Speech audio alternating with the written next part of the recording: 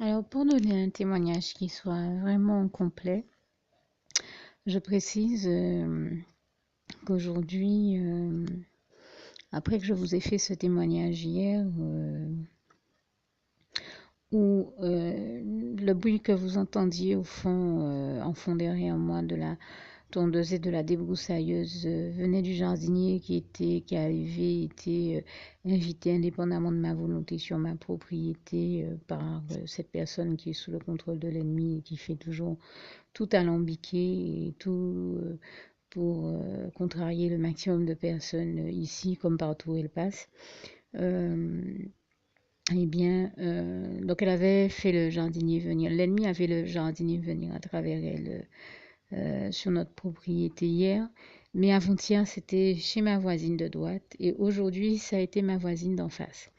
Donc je prends le temps de rajouter ces éléments-là pour donner un témoignage complet et pour vous, là encore, vous témoigner que quand je vous dis que nous vivons réellement ce type d'attaque, c'est réel. Quand je vous disais tout, dans le témoignage euh,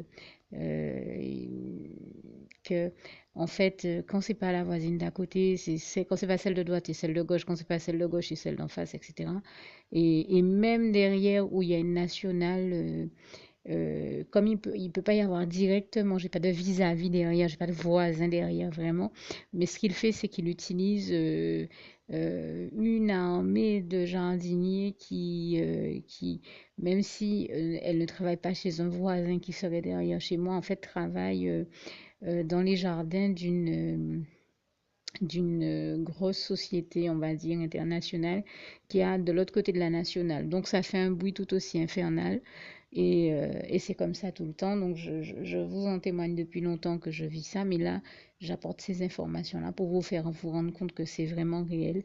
Et même la sœur en Christ qui était venue me témoigner la semaine dernière, qu'elle aussi, elle s'est rendue compte que, sans pouvoir comprendre pourquoi, à chaque fois, elle se rend compte que c'est des jardiniers qui y a, quand c'est pas chez elle, chez ses voisins, et que l'ennemi fait ça à chaque fois, comme par hasard, au moment où elle va se reposer, eh bien, m'a téléphoné encore cette semaine pour me dire qu'elle aussi, elle a encore vu l'ennemi l'embêter de cette manière-là. Donc, c'est vous dire que ce n'est réellement pas le fait du hasard. Et comme je dis, c'est soit nous sommes victimes d'une hallucination collective, soit nous sommes collectivement paranoïaques, soit on a bien pris conscience des mêmes réalités. Hein. Il faut se poser les bonnes questions à un moment. Et puis, il y a une question que j'ai déjà eu l'occasion de poser à un autre moment, dans un autre témoignage, et qu'on s'est posé encore, cette sœur et moi, en discutant. Nous sommes toutes les deux guadeloupéennes et iliennes, j'ai envie de dire, en tout cas très heureuses d'être guadeloupéennes, caraïbéennes et nous aimons notre île, nos îles de la Caraïbe, même pas seulement la Guadeloupe, la Martinique, la Guyane et tous les ressortissants des autres îles. Je dis ça en particulier en pensant notamment au psaume 97, versets 1 à 11, verset 1, 2, 3, 4, mais verset 11 également, où le Seigneur dit en substance que les îles sont chères à son cœur et sont bénies.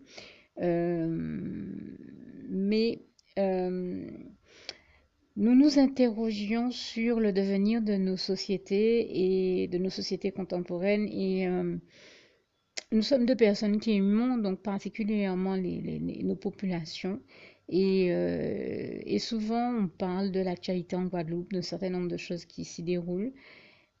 Et on s'était déjà posé la question. Combien de fois on s'est dit, allez, quand on parle ailleurs ou à l'extérieur des Guadeloupéens, c'est pour parler du fait, dans le domaine du sport, dans le domaine de, bon, certaines, on va dire, certaines phrases sont récurrentes, certains thèmes sont récurrents, mais je disais, nous ne sommes pas bons que dans le sport. Dieu a mis des tas de dons et talents en plein, en plein de jeunes Guadeloupéens. Et notre jeunesse est belle, elle a un potentiel riche. Dieu l'a bénie et dotée de dons et de talents. Et toute la gloire en revient à Dieu, à Jésus, à son Saint-Esprit, qui, comme il est écrit en Romains 11, verset 29, ne se détourne jamais, ne se repent point ni de ses dons ni de ses appels. Donc, je veux dire, on a une jeunesse qui est riche, qui est capable, qui a des possibilités, qui a des potentialités et des compétences qui méritent d'être, qui ne demandent qu'à être employés à bon escient. Et malheureusement, ce n'est pas ce qu'on voit se dérouler sous nos yeux parce qu'on voit les jeunes qui sont pourtant compétents et même les trois quarts du temps diplômés, voire hautement diplômés, se retrouver à devoir brader leurs connaissances et leurs compétences et leurs talents à aller faire des activités qui n'ont rien à voir avec ce pourquoi ils ont été formés et diplômés et ça nous fend le cœur. Et une autre chose nous fend le cœur, c'est que parmi ces jeunes-là qui sont réellement compétents et qui ont du talent, donc qui sont capables de faire plein de choses, eh bien, au lieu qu'on les place à des postes où ils pourraient pleinement s'épanouir et exercer tous ces talents-là,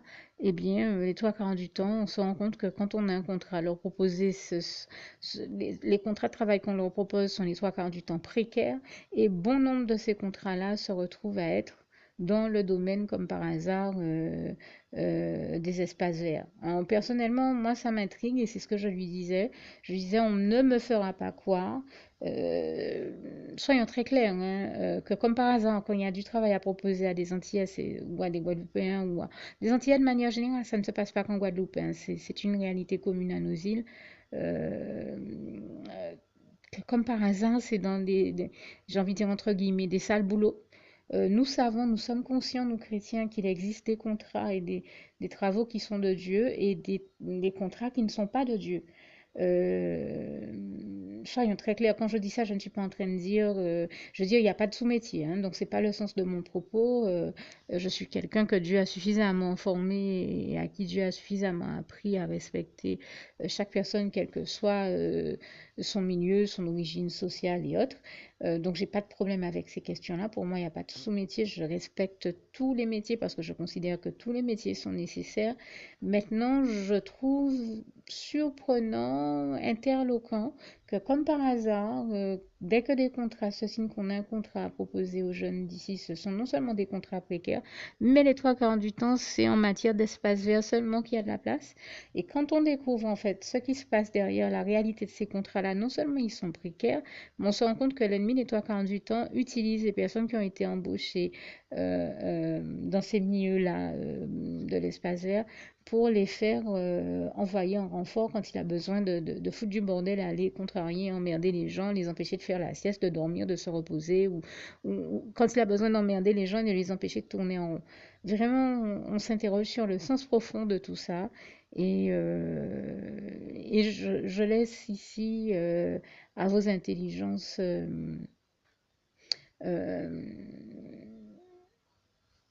au moins l'expression de cette réalité-là. Je m'exprime sur cette réalité-là que nous sommes plusieurs à constater. On fait un constat objectif et on se dit c'est pas normal. C'est pas normal.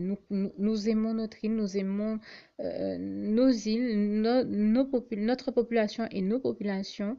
Et nous demeurons persuadés que cette jeunesse en laquelle nous croyons au potentiel, euh, est capable de faire des choses tellement meilleures pour elle-même et plus épanouissantes que nous ne croyons pas du tout à ce système étrange qui semble relever du monde et du système de fonctionnement et de pensée erroné du monde et de l'ennemi tel que nous le connaissons. Je parle ici dans le sens où le Seigneur parle du monde en nous disant sortez du monde, voilà, parce que nous savons que nous ne sommes pas du monde. Nous vivons sur terre, mais nous sommes des citoyens du ciel et donc nous ne sommes que de passage sur terre, des citoyens de Sion. Et très clairement, c'est quand même en tout cas, personnellement, et pas que moi, nous sommes des quantités de chrétiens à nous rendre compte comme dirait l'autre, il y a, comme qui dirait, anguille sous roche. Voire pour rigoler, j'entendais l'autre jour un animateur dire ça dans une émission, il y a peut-être même baleine sous rocher, mais le truc, il est énorme. Un peu comme si tout ce qu'on aurait à proposer à la jeunesse, ce serait de la précarité, alors que nous aspirons vraiment à mieux pour nos jeunes, que nous savons être capables de faire mieux et mériter mieux. Donc, nous trouvons tout cela un petit peu fort le café. D'autant qu'au quotidien, on se rend bien compte des nuisances que l'ennemi s'amuse à profiter pour perpétrer à travers et par ce biais-là. Vraiment, si là encore vous auriez des suggestions ou envie de vous exprimer sur le sujet, de nous donner votre avis, n'hésitez pas. Mais en tout cas, nous avions tenu à témoigner de ces choses-là, de ces réalités-là et à les partager avec vous dans l'espoir que ça fasse peut-être évoluer les choses dans le bon sens et positivement. Et j'espère que là encore, mon témoignage aura été entendu en toute bonne intelligence. Que Dieu vous garde et vous bénisse tous. À bientôt.